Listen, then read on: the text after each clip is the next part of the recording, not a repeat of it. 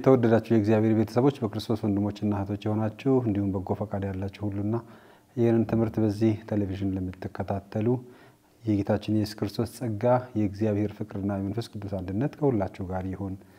ይህ ሳምንታዊው የካቶሊክ ትምህርተ ክርስቶስ ክፍለ ጊዜያችን ነው። እንግዲህ በዚህ ክፍለ ጊዜ ባለፈው ሳምንት የተመለከትነው ሰባተኛውን የእግዚአብሔር ትእዛዝ አትስረቅ የሚለውን ጀምረናል።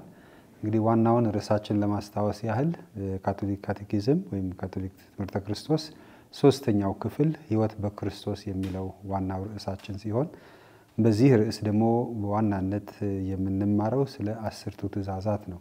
እንግዲህ ሕይወታችን በክርስቶስ ወይም በእግዚአብሔር የተመራ እንዲሆን የእግዚአብሔርን ትእዛዝ መጠበቅ አለብን የሚል አንድምታ የያዘ ነው። እንግዲህ 10ቱ ትእዛዛት ሙሴ በሁለቱ ጽላቶች በአንዱ ወገን እግዚአብሔርን የሚመለከት በሌላው ወገን ሰው ልጆች ወይም ከሰው ጋር ያለንን ግንኙነት የሚመለከቱ ሁለት የተከፈሉ እንደሆኑ ተመልክተናል። ጌታችን ኢየሱስ ክርስቶስም ይሄንኑ በሁለት ትእዛዝ ሲያጠቃልለው እግዚአብሔር አምላክን በፍጹም ሐሳብ በፍጹም ኃይል ውደድና ባልንጀራህን እንደራስህ አድርገህ ውደድ የሚሉ ክፍሎች እንደሆኑ ተመልክተናል። እንግዲህ አሁን ያለነው በሁለተኛው ክፍል ሰዎችን ወይ ደግሞ ከሰው ጋር ያለንን ግንኙነት የሚመለከተው ወይም በሌላ ቃል ባልንጀራህን እንደራስህ አድርገህ ውደድ በሚለው ስር ካሉት ሰባተኛው ትእዛዝ አትስረቅ የሚለውን ነው እየተመለከትን ያለነው። በባለፈው ሳምንት ማብራሪያችን እንግዲህ ሰባተኛው ትእዛዝ የባልንጀራን ሀብት በኃይል መውሰድ ወይም ማስቀረትንና በማንኛውም መንገድ ንብረቱን በሚመለከት እሱን መበደል የሚከለክል ሲሆን ሰፋ ባለ መልኩ እንግዲህ በአጠቃላይ የዓለም ሀብት ሁሉ የሰው ልጆች የጋራ ሀብት ነው፣ በጋራ የምንጠቀምበት አለ። በሌላ በኩል ደግሞ የግል ሀብት ደግሞ የምንለው እያንዳንዱ ሰው በስራው ውጤት በጥረቱ ያፈራው ሀብትም እንዳለ፣ ስለዚህ የጋራ ሀብትም የግል ሀብትንም ያገናዘበ እንዴት ተከባብሮ ያለንን ሀብት መጠቀም እንዳለብን የሚያመለክት ክፍል እንደሆነ ነው ያየነው። ስለዚህም አትስረቅ የሚለው እንዲያው በቀላል ቋንቋ የሌላውን መውሰድ የሚለው ወይም ከኪሱ ወይም ከቤቱ እንደ መውሰድ ብቻም ሳይሆን ሰፋ ባለ መልኩ አመለካከታችንንም አስተሳሰባችንንም የሚመለከት መሆኑን ተመልክተናል። በመጀመሪያ ያየነው የተፈጥሮ ሀብቶች ለሁሉም መሰጠትና የግል ሀብትን ባለቤትነት እንዳለ። ስለዚህ የመጀመሪያ ነገር ተፈጥሮ በራሷ የዓለም ያላት ሀብት የሰው ልጆች የጋራ ሀብት ነው። እንዲሁም ደግሞ በግል ደግሞ ሰዎች ያፈሩት ሀብት አለ። እነዚህ ሁለቱንም ማክበር በተገቢው ከርዕሱም እንደተመለከትነው ፍቅርን መሰረት ባደረገ መልክ ባልንጀራን እንደራስህ አድርገህ ውደድ ወይም ሌላውን ታሳቢ ባደረገ መንገድ መጠቀም እንዳለብን የሚያመለክት ነው። ሌላው ያየነው ሰዎችንና ንብረታቸውን ማክበር እንግዲህ በአማርኛ ባለቤቱን ካልናቁ አጥሩን አይነቀንቁ እንደሚለው የሌላውን ንብረት አለመንካት ማለት የሌላውንም ሰው እንደማክበር ነው። ስለዚህም ከጀርባው ባልንጀራህን እንደራስህ አድርገህ ውደድ ሲባል ባልንጀራችንን ወይም ሌላውን ሰው ማክበር፣ ስለዚህ ሰውንም ንብረቱንም ማክበር የሌሎችንም ሀብት እና ንብረት ማክበር እንደሚጠበቅብን ግን ከዚሁ በተጓዳኝ ደግሞ ያንዳንዱም ያለው ሀብት ከሌላው የሚካፈለውና የሚያካፍለው በፍቅር የሚኖር ባልንጀራህን እንደራስህ አድርገህ ውደድ፣ ለአንተ የሚያስፈልገው ለሌላም እንደሚያስፈልገው አስብ የሚለውንም ጽንሰ ሐሳብ የያዘ ነው። እንዲሁም የፍጥረትን ሙላት ስለማክበር ማለትም ተፈጥሮ እግዚአብሔር የፈጠረው ነገር ሁሉ ለሰው አደራ ሰጥቶታል ለሰው ሕይወት ጥቅም እንዲውል። ነገር ግን ተፈጥሮን ለጥቅማችን መጠቀም ማለት ኃላፊነት በጎደለው ርህራሄ በጎደለው እንዲያው መበዝበዝ ለራሴ ብቻ የምንለው ሳይሆን ፍጥረትን ያለው የሚመጣው እና የነበረውንም ያገናዘበ መተሳሰብ ያለበት መሆን እንዳለበት ይህ ሰባተኛው ትእዛዝ ያሳስበናል። ያውም የፍጥረት ሙላት እንዲከበር ያዛል። እንደ ተክሎችና እንደ ግዑዝ ነገሮች ሁሉ እንስሳትም ሆነ ሌላው ነገር ሁሉ በፍቅር እንዲሁም ደግሞ ምክንያታዊ በሆነ መንገድ እንድንጠቀምበት እንጂ እንድናወድመው እንዳልሆነ በተለይ በአሁኑ ሰዓት በተጠቃላይ በዓለምም እንደምንሰማው ሰዎች ለዛሬ ጥቅማቸው ትርፋቸው ማግበስበስ ይረዳ ዘንድ ያለምንም ርህራሄ ያለምንም ቁጠባ የተፈጥሮ ሀብትን አሟጦ መጠቀም የነገን ትውልድ የነገን ልጆችን አለማሰብ እንደሆነ ይሄም የማንኛውም የምንጠቀመው ነገር ሌላውን ታሳቢ ባደረገ መንገድ እሱ ብቻም አይደለም ለዚያ ተፈጥሮም ክብርን የሚሰጥ እኛ ሰውም ግዑዙም ህይወት ያለውም ነገር ሁሉ የተሳሰረ ነው። ስለዚህም አንዱ ለሌላው ጠቃሚ እንደመሆኑ መጠን ሰው የሚጠቀምበትን ተፈጥሮ ማክበርም እንዳለበት ሁለንተናዊ የተፈጥሮ ክብር መጠበቅ እንዳለበት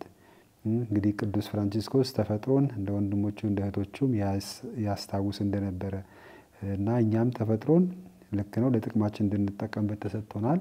ነገር ግን ኃላፊነት በጎደለው መንገድ እንዳይሆንና የማውደም አይነትም እንዳይሆን ተፈጥሮንም ማክበር እንግዲህ አትስረቅ ሲል የኛ ያልሆነውን የመጪውን ትውልድ የሆነውንም እንድንጠቀም አይደለም። አህያ እኔ ከሞት ሰርዶ አይብቀላለች እንደተባለው ለኛ ብቻ በልተን እንሙት ሳይሆን ለነገም ማሰብ እንደሚያስፈልግ ስለዚህ ተፈጥሮን ስንጠቀም ተፈጥሮንም እንደየተካን እንግዲህ አንድ ዛፍ ስንቆርጥ ሌላ ዛፍ መትከል አለብን እንደሚባለው የተያያዘ ነገር መሆኑንም ይሄንን ሁሉ አትስረቅ በሚለው ሕግ ስር የሚጠቃለል እንደሆነ ነው።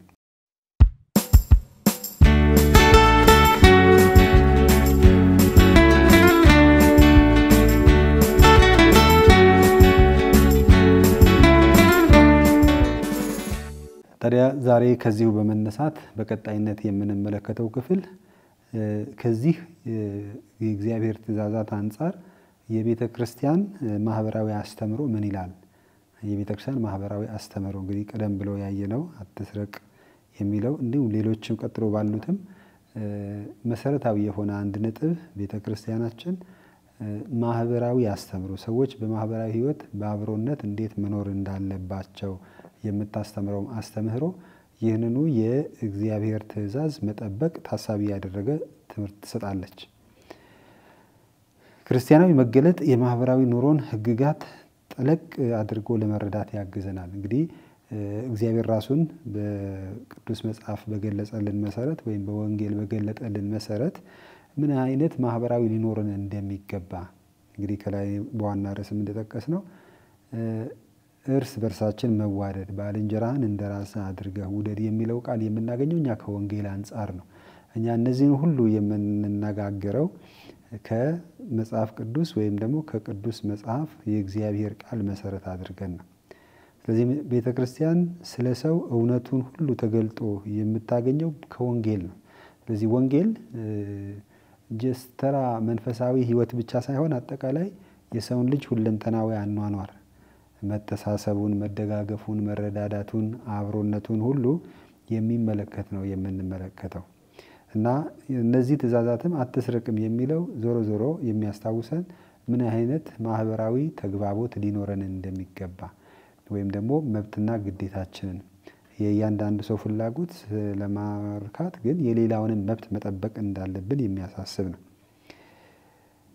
ቤተክርስቲያን ወንጌልን የመስበክ ተልእኮዋን በምታከናውንበት ጊዜ በክርስቶስ ስም ስለ ሰብአዊ ክብር ስለ ጥሪውና ስለ ሰዎች አንድነት ትመክራለች። እንዲሁም ለመለኮታዊ ጥበብ በሚስማማ መንገድ ጽድቅና ሰላምን እንደሚሹ ሰዎች ታስተምራለች። ስለዚህም ማህበራዊ ተግባቦት የእርስ በርስ ፍቅር አብሮነት መደጋገፍ አንዱ የሌላውን ህይወት ማክበር ከወንጌል አስተምሮም ከወንጌልም ተለይቶ የሚታይ ነገር አይደለም። መሰረታዊ ለሆነው ለግል መብቶች ወይም ለነፍሳት ደህንነት አስፈላጊ ሆኖ ከተገኘ ቤተክርስቲያን ስለ ኢኮኖሚና ስለ ማህበራዊ ጉዳይ ስነ ምህግባራዊ አስተያየትም ትሰጣለች። ስለዚህም ለሰው ልጆች ደህንነት ለሰው ልጆች ነፍስ ደህንነት በአጠቃላይ ለክርስቲያናዊ ህይወት ቤተክርስቲያን የማትገባበት ወይም ሐሳብ የማትሰጥበት ርዕስ አይኖርም። ምክንያቱም ወንጌል ለሰው ልጆች ሁለንተናዊ እድገት ወይም ደግሞ ሁለንተናዊ እድገት ነው የምትናገረው። ስለዚህ ስለ ስጋም ስለ ነፍስም ስለ ኢኮኖሚም ስለ መንፈሳዊ ህይወትም እነዚህን ሁሉ የሚያካትት ስለሆነ ቤተክርስቲያን አስፈላጊ ሆኖ ሲገኝ ይህን መሰል ወይም ደግሞ ይህንን ያካተተ ማህበራዊ አስተምሮ ታስተምራለች ወይም ደግሞ ምክር ትሰጣለች። ምክንያቱም የመጨረሻ ግባችን ለሆነው ለገዢው በጎነት የተሰጡ ናቸውና ምድራዊ ሀብቶችን በተመለከተ ከማህበራዊና ኢኮኖሚያዊ ግንኙነቶች አኳያ ትክክለኛ አመለካከቶችን ለማስገኘት ትጥራለች። ስለዚህም የሰው ልጅ በነፍስም በስጋም የቆመ ነው። ወደ ጽድቅም የምንደርሰው በነፍስም በስጋም ፍትሃዊ፣ ትክክለኛ እንዲሁም ደግሞ በአንድነት በመከባበር የምንኖር ሲሆን ነው።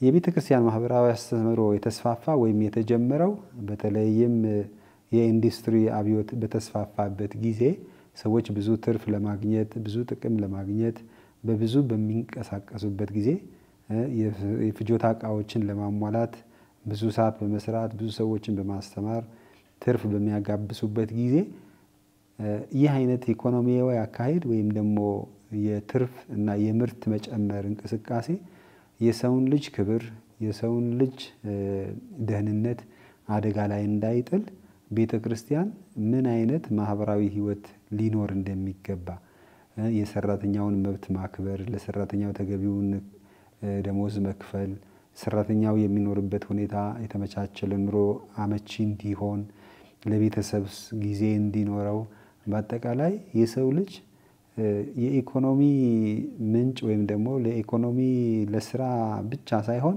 ከዛ ያለፈ መለኮታዊ እቅድ ያለው በመሆኑ ለዚያ ምን አይነት አኗኗር ሊኖረው እንደሚገባ ከ19ኛው ምዕተ ዓመት ጀምሮ ቤተክርስቲያን ማህበራዊ ህይወትን በተመለከተ ራሱ የቻለ ወንጌልን መሰረት ያደረገ አስተምሮ ስታስተምር ቆይታለች። የምጣኔ ሀብትና ማህበራዊ ጉዳዮችን በተመለከተም የቤተክርስቲያን አስተምህሮ መስፋፋት የቤተክርስቲያን አስተምህሮ ዘለቄታ ያለው መሆኑንና እንዲሁም ሁሉ ጊዜ ሕያውና እጅግ አስፈላጊ ለሆነው ለቤተክርስቲያን ትውፊት ምስክርነትን ይሰጣል። ስለዚህ መጀመሪያ ነገር የቤተክርስቲያን አስተምህሮ ስለ ሰው ልጆች ደህንነት፣ ስለ ሰው ልጆች ህይወት ክቡርነት ዋጋ የምትሰጥ ይህም እንግዲህ ጌታችን ኢየሱስ ክርስቶስ በወንጌሉ ራሱን ለሰው ልጆች ደህንነት አሳልፎ እስከሚሰጥ ድረስ የወደደውን ሰው ዛሬ በተለያየ የግል ፍላጎቶች ወይም ደግሞ የግል ጥቅሞች አማካኝነት የሰውን ክብር፣ የሰውን መብት፣ የሰውን ፍትሃዊ የመኖር ነፃነት እንዳይጋፋ ቤተክርስቲያን ወንጌልን መሰረት አድርጋ ማህበራዊ አስተምህሮን ታስቀምጣለች። ይህም የቤተክርስቲያን አስተምህሮ ሁለንተናዊ እንዲሁም ደግሞ ዘላቂ እና የሰውን ልጅ የመጨረሻው ግቡ የሆነውን ደህንነት ድረስ የሚጓዝ መሆኑን የምታሳይበት ነው። የቤተክርስቲያን ማህበራዊ አስተምህሮ ቤተክርስቲያን በታሪክ ሂደት የሚከሰቱትን ሁኔታዎች በመንፈስ ቅዱስ ተራዳኢነት በኢየሱስ ክርስቶስ በተገለጸው ትምህርት አንፃር የምትተረጉምበት አንድ ራሱን የቻለ የቤተክርስቲያን እይታ ወይም አስተምህሮ ነው። ምዕመናን ይበልጥ በእርሱ ለመመራት ዝግጁ በሆኑ ቁጥር የቤተክርስቲያን አስተምህሮ መልካም ፈቃድ ባላቸው ሰዎች ዘንድም በቀላሉ ተቀባይነት ሊያገኝ ይችላል። ስለዚህ መጀመሪያ እኛ የቤተክርስቲያን ሰዎች የቤተክርስቲያንን ማህበራዊ አስተምህሮ ወይም ሰዎች በምን አይነት ማህበራዊ አንድነት፣ ተግባቦት፣ መከባበር መኖር እንዳለባቸው ከተረዳን ለሌሎችም ይህ መልእክት ተቀባይነት ለማግኘት አስቸጋሪ አይሆንም። የቤተክርስቲያን አስተምህሮ ደግሞ ለካቶሊካውያን ወይም ለዚህ ወገን ለዛ ወገን ሳይሆን ለሰው ዘር በሙሉ ነው እና መሰረታዊ መነሻዋም ባልንጀራህን እንደራስህ ውደድ የሚለው ሲሆን ይህም የአስርቱ ትእዛዛት ሁለተኛው ክፍል የሚያስታውሰን ትልቁ ነጥብ ነው። በሌላም ደግሞ ወርቃማው ትእዛዝ የምንለው ላንተ እንዲደረግ የምትፈልገው አንተም ለሌላው አድርግ፣ ባንተ ላይ እንዲደረግ የማትፈልገው እንዲሁም በሌላው አታድርግ የሚለውን ትእዛዝ ወይም ደግሞ መመሪያ እንዲሁም የወንጌልን አስተምህሮ መሰረት አድርጋ በሰው ልጆች ዘንድ ሁሉ ጊዜ ያንን የሰው ልጆች ክብርን፣ የሰው ልጆች መደጋገፍን፣ መረዳዳትን እንዲሁም ደግሞ ኢፍትሃዊ የሆነ ነገር እንዳይከሰት ጥንቃቄ በማድረግ የማህበራዊ ፍትህ ታስተምራለች። እንግዲህ አትስረቅ የሚለውን ቃል ሊሰምር ወይም ደግሞ በትክክል ሊተገበር የሚችለው ትክክለኛ የሆነ ማህበራዊ አስተምህሮ ወይም ደግሞ ማህበራዊ ህይወት ሲኖረን ብቻ ነው። የቤተክርስቲያን ማህበራዊ ትምህርት የማሰላሰያ መርሆቿን የመመዘኛ ነጥቦቿንም ያቀርባል፣ የድርጊት መመሪያዎችንም ይሰጣል። ማህበራዊ ግንኙነቶችን ሙሉ በሙሉ በኢኮኖሚያዊ እንቅስቃሴዎች የሚወሰንበት ማንኛውም ስርዓት ለሰብአዊ ፍጡርና ለስራዎቹ ባህሪ ተቃራኒ ይሆናል። ስለዚህ እዚህ ጋር ምንድነው እኛ የምንመራው ምጣኔ ሀብት መር የሆነ ብቻ አይደለም፣ ስለ ኢኮኖሚ ብቻ አይደለም የምንነጋገረው፣ ስለ ሰው ህይወትን ጭምር ነው። ብዙ ትርፍ ማግኘት ብቻ አይደለም፣ ብዙ ትርፍ ከማግኘት ጎን ለጎን ለዚያ ሰው ህይወት አስፈላጊ ነገር ስለማድረግ ነው። ብዙ ትርፍ ስለማግኘት ብቻ አይደለም፣ ለዚያ ደግሞ ተገቢው ክፍያ ስለመከፈሉ ነው። እንዲሁም ደግሞ ያ ሰው እንደ ሰው የተሟላ ሰብአዊ ክብሩ ተጠብቆ የሚኖር የሚሰራ የሚያስብ ነፃነቱ የተጠበቀ እንዲሆንም የማድረግ ነው። እንግዲህ አትስረቅ የሚለው ቃል እዚህ ጋር ስናስገባው በማንኛውም መንገድ ለሰው ልጅ አስፈላጊ የሆነው ክብር፣ ለሰው ልጅ አስፈላጊ የሆነው የህይወት ዋስትና፣ ለሰው ልጅ አስፈላጊ የሆነው የመኖር መብት በሚጻረርበት ጊዜ ወይም የሰው ልጅ አስፈላጊ የሆነው መብት በሚገፋበት ጊዜ እንደተሰረቀ ይቆጠራል። ስለዚህ አትስረቅ የሚለው ቃል በጣም ሰፋ ባለ መልኩ የሰውን ሁለንተናዊ ህይወት የሚመለከት መሆኑን ያሳየናል።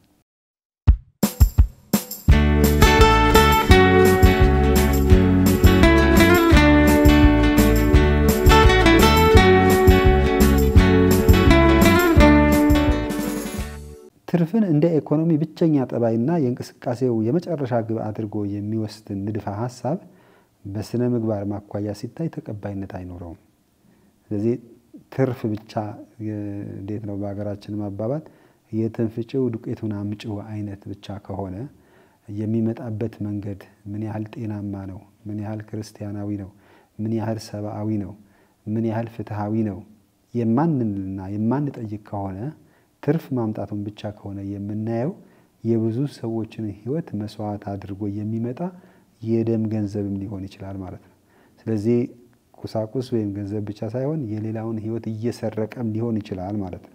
ስለዚህ የቤተክርስቲያን ማህበራዊ አስተምህሮ ሁሉ ጊዜ ትርፍን ብቻ ሳይሆን ማትረፉን ብቻ ሳይሆን ያተረፈበትን መንገድ ጤናማ መሆን፣ ትርፍ መገኘቱ ብቻ ሳይሆን የተገኘበትን መንገድ ጤናማና ለሰው ልጆች መብት፣ እኩልነት፣ ህይወት፣ ነፃነትና ፍትህ የቆመ ሁኔታ ላይ መሆኑን መረጋገጥ መቻል ይኖርበታል። ለገንዘብ የሚኖረን የተዛባ ፍላጎት መጥፎ ውጤቶችን ማስከተሉ አይቀርም።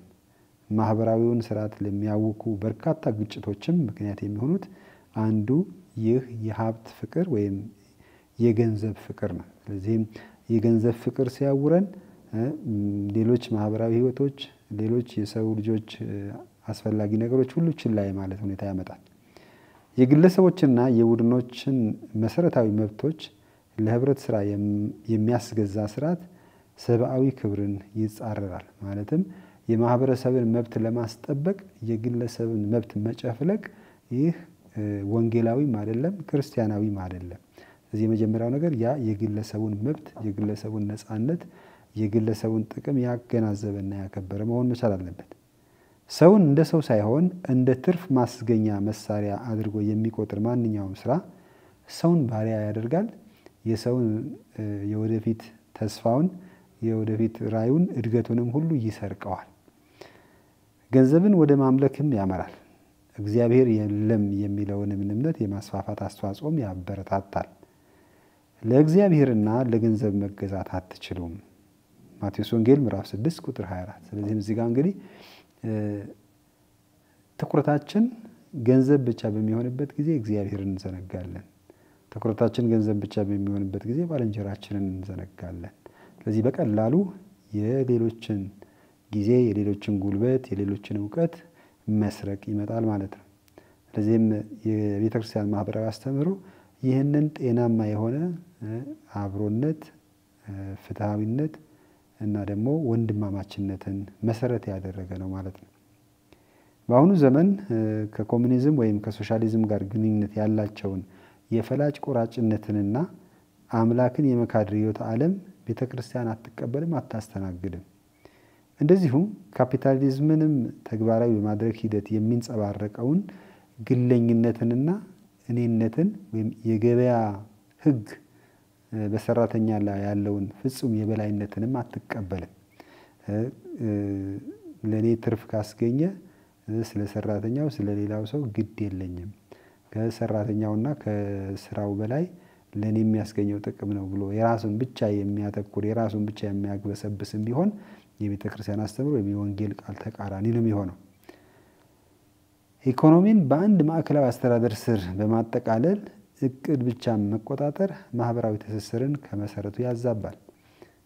እንዲሁም ደግሞ ኢኮኖሚን ወይም ምጣኔ ሀብትን በገበያ ህግ ብቻ መቆጣጠር ማህበራዊ ፍትህንም አያስገኝም።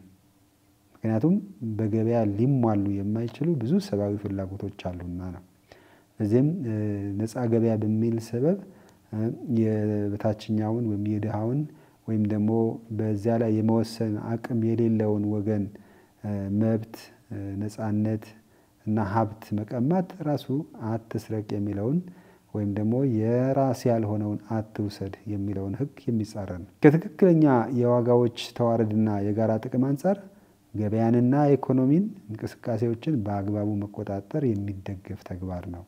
ሁሉ ጊዜ ግን ታሳቢ የሚያደርገው የዝቅተኛው ማህበረሰብ ወይም ደግሞ የምስኪኑን የእያንዳንዱ ወንድምና እህት ህይወት ዋስትና የሚሰጥ ማህበራዊ ተግባቦት ሊኖር ያስፈልጋል ትላለች የካቶሊካዊት ቤተክርስቲያን ማህበራዊ አስተምህሮ።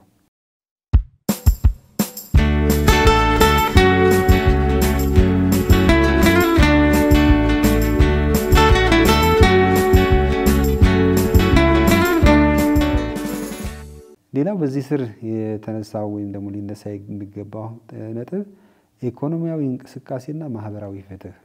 እንግዲህ ስራ መስራት ግዴታም መብትም እና ስጦታም ነው። በዚህ ሁኔታ ደግሞ ማህበራዊ ፍትህን ማስፈን ተያይዞ የሚሄድ ነገር ነው። ኢኮኖሚያዊ እንቅስቃሴ መሻሻልና የምርት እድገት ሰብአዊ ፍላጎትን ለማርካት የታቀዱ ናቸው። ኢኮኖሚያዊ ህይወት ምርትን በማሳደግ ትርፍን ወይም ስልጣንን በማስፋፋት መንፈስ ላይ ብቻ ያተኮረም አይደለም።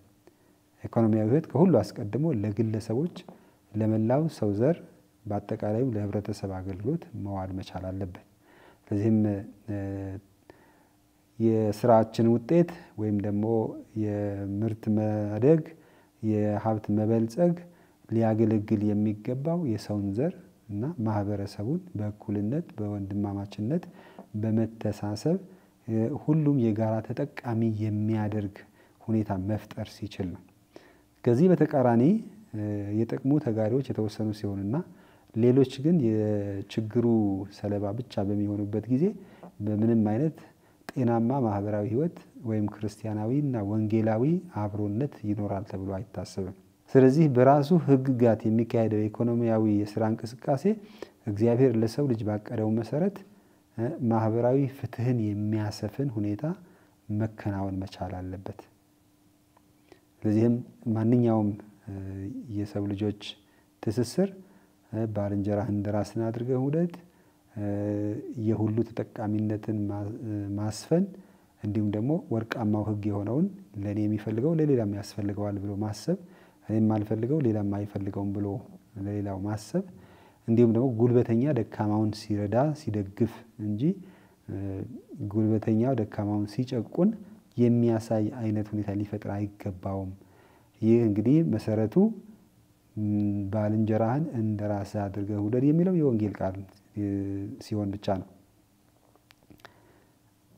ሰብአዊ ስራ የሚፈልቀው በቀጥታ በእግዚአብሔር አምሳያ ከተፈጠሩና እርስ በርስም ለጋራ ብለው መሬትን በማረስ የፍጥረትን ስራ እንዲያራዝሙ ጥሪ ከተቀበሉ ሰዎች ነው። ስለዚህ ስራ የሰው ልጅ ባህሪው ነው፣ ተፈጥሮም ነው፣ እንዲሰራም ግዴታው ነው። ለዚህም ነው ሐዋርያው ጳውሎስ የማይሰራ አይብላ ሲል ለተሰሎንቄ ሰዎች የሚያሳስበው። ምክንያቱም ስራ ግዴታ ነውና። ስራ የፈጣሪን ስጦታዎችና በእርሱ የተለገሱትን ስጦታዎች ከፍ ወዳለ ደረጃ የሚያሳድግ ነው። ነገር ግን በምንሰራው መጠን ደግሞ የምናገኘው ጥቅም የምናገኘው ፍሬ ሊኖር ይገባል። እያንዳንዱ ሰው የሥራ ውጤት ማግኘት መቻል አለበት እንጂ በዘዴና በተጠና መንገድ የብዙዎች ድካም ወደ አንዱ እንዲያጋድል ፍሬውን ወደ አንዱ እንዲያጋድል ማድረግ ኢፍትሃዊና ኢሰብአዊ እንዲሁም ደግሞ ኢማህበራዊ ነው የሚሆነው። ቀራንዮ በሚባል ስፍራ በመስቀል ላይ መስዋዕት ሆኖ ከሞተው ከናዝሬቱ አናጺ ከኢየሱስ ጋር የሥራን አድካሚነት ችሎ የሚወጣው ሰው የእግዚአብሔር ልጅ ባከናወነው የደህንነት ሥራ በሆነ መልክ ተባባሪ ይሆናል። ስለዚህ ስራ በድካማችን መብላት በድካማችን መኖር አንዱ የደህንነታችን መንገድ ነው። ሰው እንዲያከናውነው በተጠራ ስራ ላይ በየዕለቱ መስቀሉን ለመሸከም የክርስቶስ ደቀ መዝሙር መሆኑን ያሳያል። ስለዚህ በየቀኑ የሚያጋጥመውን ፈተና፣ መከራ፣ ትግል አልፎ የስራውን ወይም ደግሞ የላቡን ፍሬ እየበላ እንዲኖር ይህ የሰው ልጆች ጣዕም ያለው ትርጉም ያለው ህይወት የመኖሪያ መንገድ ነው። ስራ መቀደሻም ወይም ደግሞ ምድራዊ እውነታዎችን በክርስቶስ መንፈስም እንድናይ የሚያስችለን ነው። ለዚህም ነው የማይሰራ አይብላ ይላል ሐዋርያ ጳውሎስ።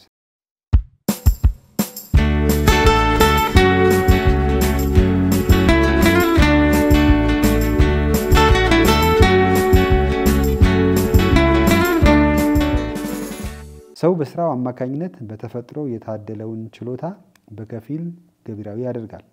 ቀዳማው የስራ ዋጋ የሚፈልቀው ባለቤቱና ተጠቃሚ ከሆነው ከራሱ ከሰው ነው። ስራ ለሰው እንጂ ሰው ለስራ አልተፈጠረም።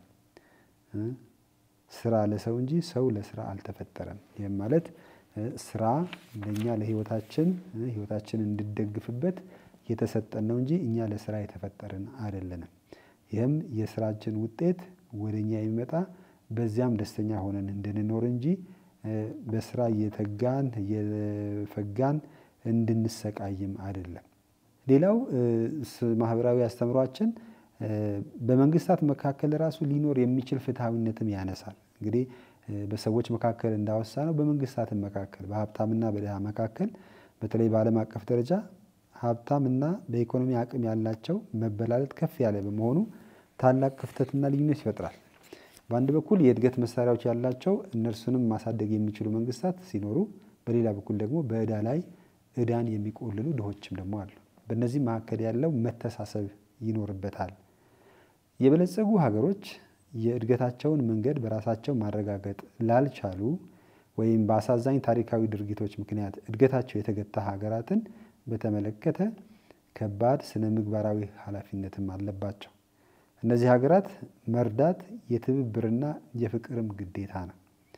የሀብታም ሀገሮች ብልጽግና የተገኘው በሚገባ ካልተከፈለላቸው የተፈጥሮ ሀብቶች ከሆነ ደግሞ ከፍትህ አንፃር ኃላፊነቱ የበለጠ ይሆናል። ስለዚህም ሀብታሞቹ የበለጸጉት ሀገሮች ከመግቢያም ላይ እንዳልነው የዓለም ሀብት የጋራ ሀብት እንደመሆኑ መጠን በቀጥታም ሆነ በተዘዋዋሪ የድሆቹን ሀብት ተከማችቶ እንደሆነ ነው።